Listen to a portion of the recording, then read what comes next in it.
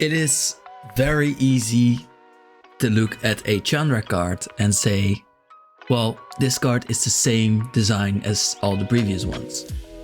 But there is a subtle change that actually has shown a really great process in how Chandra is learning to become a better pyromancer. So let's dive into that and look at what this card actually says, because I think it is more than you might think. So starting with the first ability, which is a static one, a triggered one, which says whenever you cast an instant or sorcery spell, you copy it.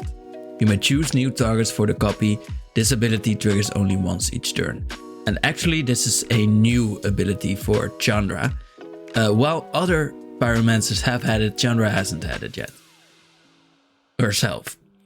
And this ability comes, or is a piece of progress from the fact that Chandra couldn't control her fire before. She has been attacked, her family has been attacked, she has gone through terrible events, and when she learned pyromancy, which is forbidden on her world, when she learned it anyways, she kind of had to break free of all the constraints of her worlds, of all the rules, and she didn't want to go back to being constrained, so she went into full freedom mode, and that's what you see in her usual self.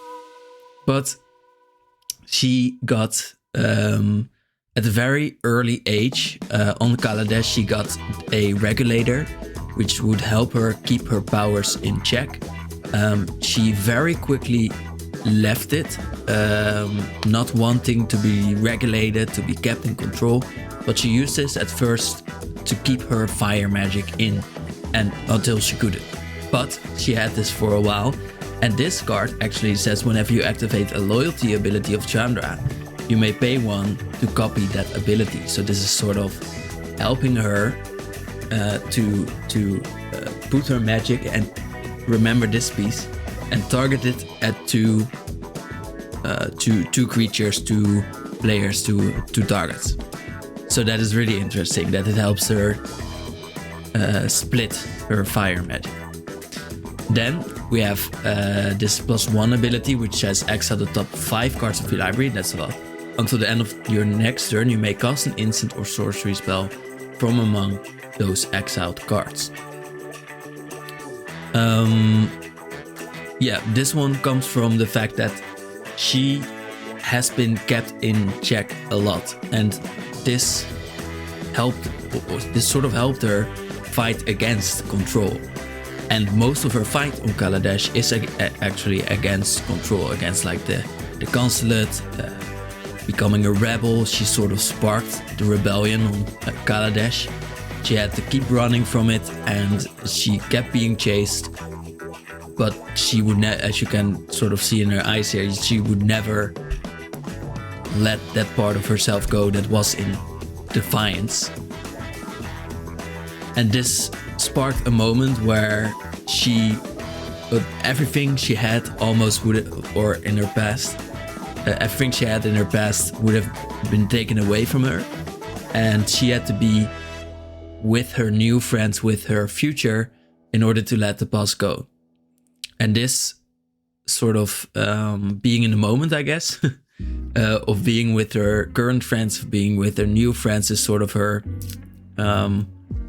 emotional being in the moment thing. So that is kind of why you see her impulse draw and not just draw. And you can see it here as well. This is her way of being defiant. It is to exile a card and to cast it right away. And if you don't, she will do another piece of magic because she can't keep her flames in. She has to be defiant. She has to do it now. She can do something from emotion, but she will not plan anything, and she will not wait, which is a word used very often in her stories, the word wait.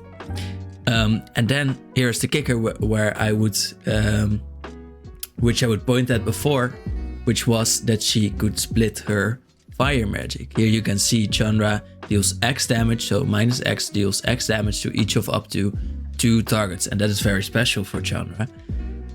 Why? Because at first she couldn't control her magic. She would let it go right away. Here you can see the people of Kaladesh looking in shock. Whoa, is that a pyromancer? They'd never seen one because it was forbidden. Many people had been keeping their fire magic in, and Chandra couldn't control it, so people were shocked. They were, wow, she is bringing something new, and they were like, either she's a savior of our planet, or she must be controlled. You can see the Thopters coming in to control her right away. So people were angry, they were ready to get her in shackles, and eventually this would mean her father, which you can see with her, with Chandra's goggles as well here, would die, and this would spark Chandra's loss so hard that she would become a pyromancer planeswalker, sort of. But while she was freed, I guess, she was still shackled by the consulate and would be kept on her world. And eventually she would have to keep fighting Baral and the consulate and sort of the essence of control. Of course, her inability to keep her anger in was useful for a very long time. She could use it against the Eldrazi, which was very needed. Here we see her oath, which is every world has its tyrants. You have Baral, you have Nicobolus, which she was against, you have the Eldrazi, following their own desires with no concern for the people they step on. So her family has been stepped on, her father was killed, her mother was kept in check, she was kept in check. They're no different from the Eldrazi, so I'll say it, never again. If it means that people can live in freedom, yeah, I'll keep watch with you. So she's still on the fact that she wants to choose, but she will be against anyone that wants to control anyone else. And this sort of anger helped her fight the Eldrazi. Usually Chandra's abilities, and this is how it reflects how she can't really control herself, but is still very powerful. 4 damage is a lot for a fire spell. 3 is already a lot, and 2 is pretty strong already. But 4, that means that you have put a lot of anger into your spell. And Chandra often deals 4 damage. She sort of sometimes lets another piece of damage go through, but that is often less. So she can't really control which part of her damage goes where. That's sort of what this seems to say to me. But she has been learning from other people as well. Jaya, who is RIP, has been teaching her to cast 2 spells, and you can see as well that Jaya is very good at that impulse draw thing herself, so she has been able to do this part. But also you can see that Jaya spell says deal X damage to each of up to 3 targets, which is what Jaya has been teaching Chandra. It is to deal damage to multiple targets, and Jaya is still a bit better at it, or was. She could target 3 targets. And now, as Kaladesh is healing, as they are respecting their past again, which Chandra wasn't able to do for a long time, but when she returned there, she learned to respect her past again.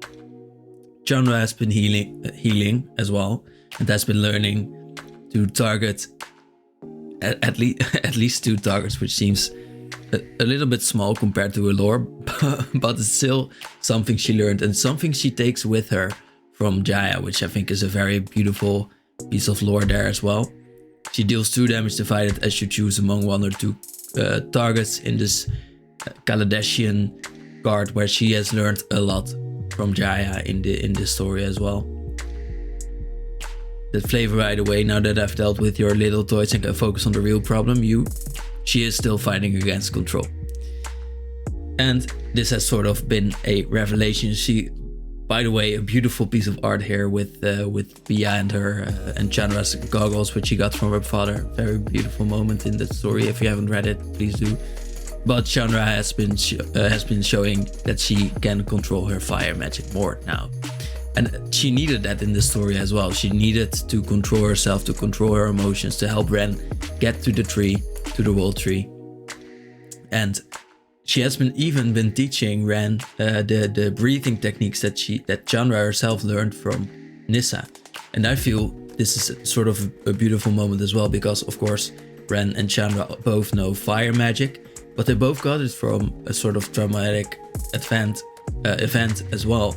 Ren, her home has been torn to shreds as well by fire, and that's why she keeps that fire magic with her now. Chandra's home has been torn to shreds as well, and that's also why she has become such a powerful pyromancer.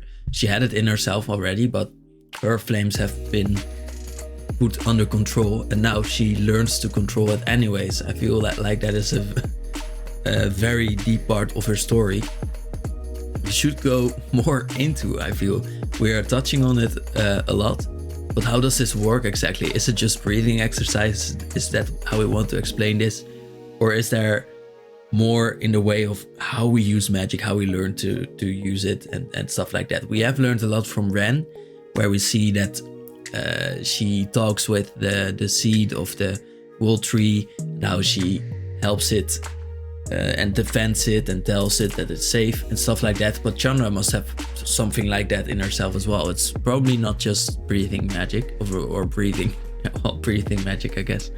Breathing exercises is probably more, and it's from her emotions. I feel like a little bit more with thinking about Jaya or stuff like that would be very interesting. But in the other art, we see still that Chandra knows how to let herself go, and sometimes she will still cast a very big fireball, but she might eventually be able to target 3 targets as well. And that was it for this one. I want to thank you for listening, because this was a lot about that double target thing, but I think it's a beautiful piece that many people have skipped over, because this is new for Chandra as a Planeswalker card. So thank you for watching. And by the way, one thing, I didn't touch on the +2 at 2 mana in any combination of colors. I do wonder what you think about that. So please tell me. All right, bye.